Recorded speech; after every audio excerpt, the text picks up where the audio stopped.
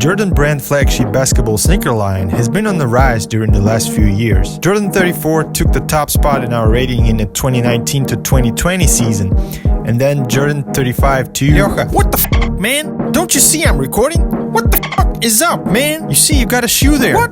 I'm fucking recording, man. What shoe? You practice too much or what? Oh, I've been looking for it everywhere. Jordan 36 performance test. Let's go.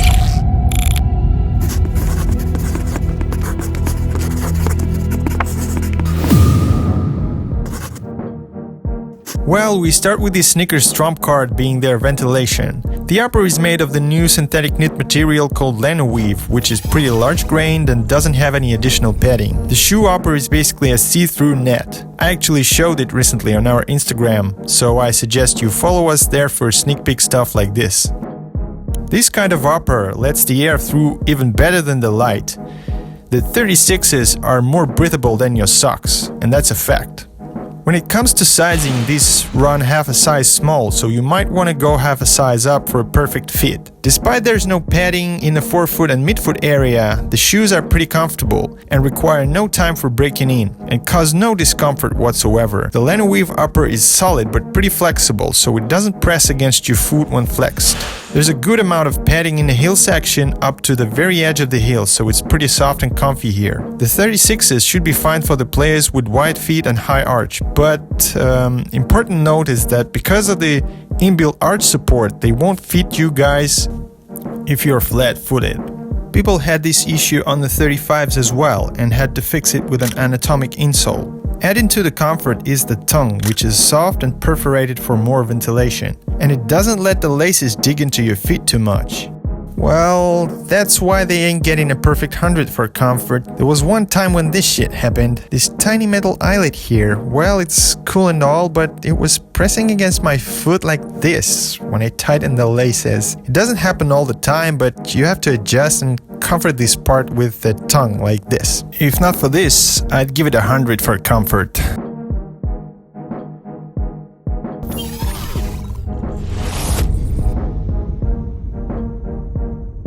There's a full-length Zoom Air straddle plus an additional Zoom Air unit in the forefoot area. This combination handles impact pretty well and doesn't reduce court feel at all.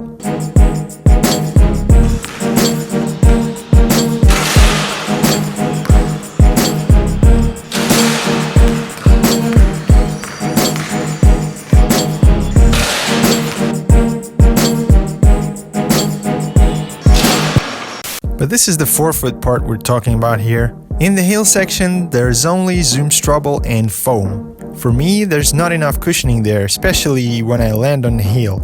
Hey Nike, for $185, why won't you put a little extra air unit in the heel? Or just a thicker foam layer would be cool too. For now, alas, I can't call this an awesome cushioning setup. This plastic plate in the middle gets respect from me for some extra energy return when I run and jump.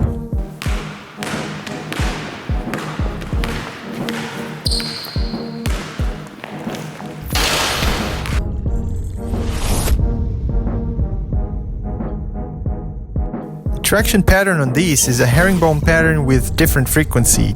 The material of the outsole was icy sole on my colorway, but could be just usual rubber on other colorways. The sneakers actually stick to the hardwoods. Just listen to this.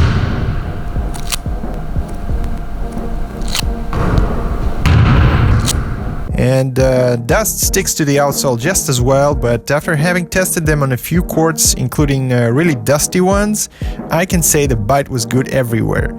I didn't even have to wipe the outsole with my hands as I usually do. So I thought, could this be a 10? So I went to the dirtiest and dustiest corners of the gym, stomped around, and then there were some micro slippages, but no big deal really.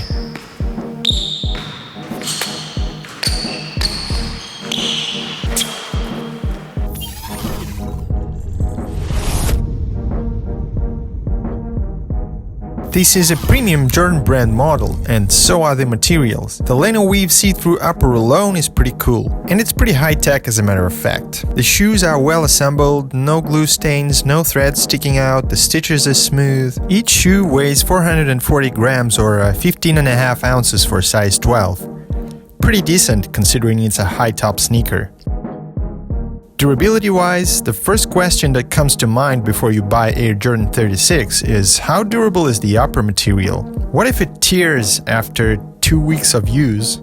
I have to say, leno weave is pretty dense, with threads reminding something like fishing line, so it shouldn't really tear, crumble or break where creased for at least one season, of indoor play of course. One thing that's gotten a little damaged is this colored line. It got robbed because of the heavy use, but kinda adds some style points for me.